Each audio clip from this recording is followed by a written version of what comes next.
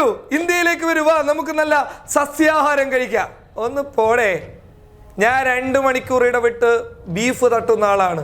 നിങ്ങളെ സസ്യാഹാരം കൊണ്ടുപോയി കുപ്പത്തൊട്ടിയിലിട്. ഇതാണ് നിലവിൽ ഇന്ത്യ സന്ദർശിക്കാനെത്തിയ ട്രംപ് നേരിടുന്ന ഏറ്റവും വലിയ പ്രശ്നം. ട്രംപ് നേരിടുന്ന പ്രശ്നത്തെക്കാൾ ഏറ്റവും വലിയ വെല്ലുവിളി നേരിടുന്നത് കേന്ദ്ര സർക്കാരാണ്, സംഘപരിവാരാണ്. പറഞ്ഞു വരുന്നത് 2 മണിക്കൂർ ഇടവിട്ട് ബീഫ് തട്ടുന്ന ട്രംപിന് 36 മണിക്കൂർ കേന്ദ്ര സർക്കാർ ഒരുക്കിയിരിക്കുന്ന ആഹാര മെനു എന്ന് പറയുന്നത് വെറും സസ്യാഹാരമാണ്.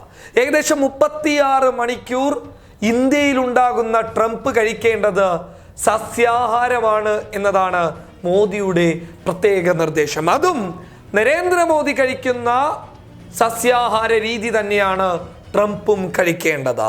പക്ഷേ ട്രംപിനെ കുറിച്ച് നമുക്കറിയാവുന്ന കാര്യങ്ങൾ, അന്തർദേശീയ മാധ്യമങ്ങളിലൂടെ നമുക്ക് ലഭിച്ച വിവരങ്ങൾ, ട്രംപിന്റെ ഏറ്റവും അടുത്ത വൃത്തങ്ങളിൽ നിന്ന് ലഭിച്ച റിപ്പോർട്ടുകൾ എന്ന് പറയുന്നത് 2 മണിക്കൂർ ഇടവിട്ട് കഴിഞ്ഞാൽ ട്രംപിന് ഒരു ബീഫ് പ്രേമം വരാറുണ്ട്.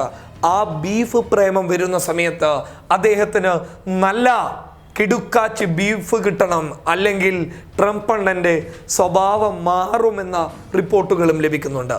അങ്ങനെ ഒരു നീക്കം സംഭവിച്ചു കഴിഞ്ഞാൽ, ട്രംപ് ബീഫ് ആവശ്യപ്പെട്ട് കഴിഞ്ഞാൽ കേന്ദ്ര സർക്കാർ ബീഫ് കൊടുക്കാൻ തയ്യാറാകുമോ? അല്ല, പറഞ്ഞു വരുന്നത് ബീഫ് എന്ന് കേട്ട് കഴിഞ്ഞാൽ നിങ്ങളുടെ അടുക്കളയിലുള്ള വെട്ടുകത്തിയുമായി തെരുവിലിറങ്ങി പാവപ്പെട്ടവന്റെ തല കൊയ്യുന്ന ടീമായതുകൊണ്ട് ചോദിക്കുകയാണ്, അമേരിക്കയിൽ നിന്ന് ഇന്ത്യയിലേക്ക് വന്ന ഒരു സായിപ്പണ്ണൻ തനിക്ക് 2 മണിക്കൂർ ഇടവിട്ട് തനിക്ക് ബീഫ് വേണമെന്ന് ട്രംപ് പറഞ്ഞു കഴിഞ്ഞാൽ, സംഘീയന്മാരെ നിങ്ങളുടെ വീട്ടിനകത്ത് ചീൻചട്ടിയിൽ നല്ല ബീഫ് വരട്ടിക്കൊടുക്കാൻ നിങ്ങൾ തയ്യാറാകുമോ? എന്തായാലും ഒരു കാര്യം വ്യക്തമാണ്, 36 മണിക്കൂറും ഇന്ത്യയിലുള്ള ട്രംപ് അണ്ണന് സസ്യാഹാരം കഴിച്ച് മുന്നോട്ട് പോകുമെന്ന് എനിക്ക് തോന്നുന്നില്ല, അല്ലെങ്കിൽ ഞങ്ങൾക്ക് തോന്നുന്നില്ല. കാരണം ഈ 2 മണിക്കൂർ ഇടവിട്ട് ബീഫ് കഴിക്കുന്ന വീക്ക്നെസ് ഉള്ള ഒരു മനുഷ്യൻ ഈ സസ്യാഹാരം കഴിച്ച് 2 ദിവസം എങ്ങനെ തള്ളി നീക്കുമെന്ന് ഞങ്ങൾക്കൊന്ന് കാണണം.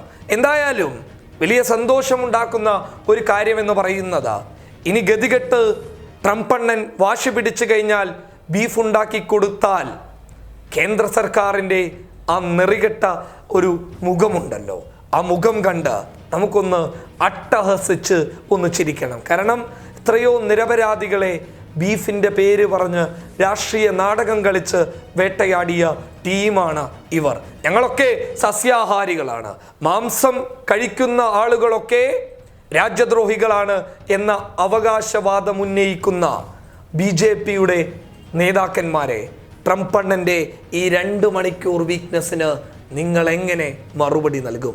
കാത്തിരുന്ന് കാണാം ട്രംപ് അണ്ണന് മുന്നിൽ, ബീഫിന് മുന്നിൽ അടിയറവ് പറയുന്ന സംഘിക്കോമരങ്ങളെ. News desk, public Kerala.